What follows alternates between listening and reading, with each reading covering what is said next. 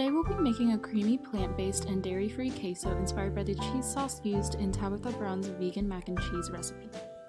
We'll need about 1 medium butternut squash, 3 medium russet potatoes, vegetable broth, non-dairy butter, non-dairy milk, nutritional yeast, and various seasonings. Start by cleaning your workplace and washing your hands with soap and water for at least 20 seconds. In a clean sink, rinse the potatoes and squash under running tap water. Firm produce like this can also be scrubbed with a brush. Be sure to avoid any detergents or soaps when washing produce, as they can make us sick if ingested. Even though we'll be peeling the squash, it still needs to be washed.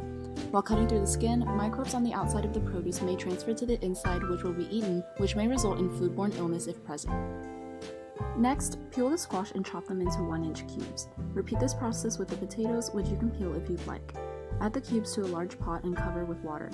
Heat on medium-high until the water is boiling, then reduce to a simmer and cook until the cubes are tender and easy to pierce with a fork. This will take about 15 to 20 minutes. As the water boils, heat moving upwards in currents from the bottom of the pot transfers from the water to the surface of the vegetables through convection. The inner portion of the vegetables are heating through conduction as heat on the surface of the vegetables transfers to the center. Chopping them into smaller pieces, rather than boiling the entire vegetable, increases the surface area to volume ratio so that the outside can gain heat through convection, which is then quickly transferred into smaller cubes through conduction. Potatoes, and to a lesser extent squash, are starchy vegetables.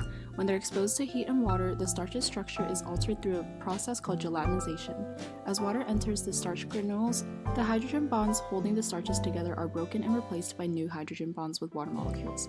This causes separation of starch molecules, an increase in volume, and softening.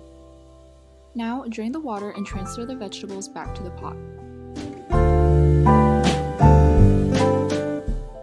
Mash the vegetables until a creamy texture is formed, adding the non-dairy butter and milk about halfway through. Once creamy, add in the vegetable stock. You can adjust the amount of stock for your desired consistency. We can now start adding our spices. These can be adjusted to your preference, but a standard assortment includes nutritional yeast, salt, crushed black pepper, garlic powder, red pepper flakes, paprika, cumin, nutmeg, and cayenne pepper. Once the flavor is to your liking, serve warm and enjoy as a dip for tortilla chips, sauce for burritos or enchiladas, or even on its own.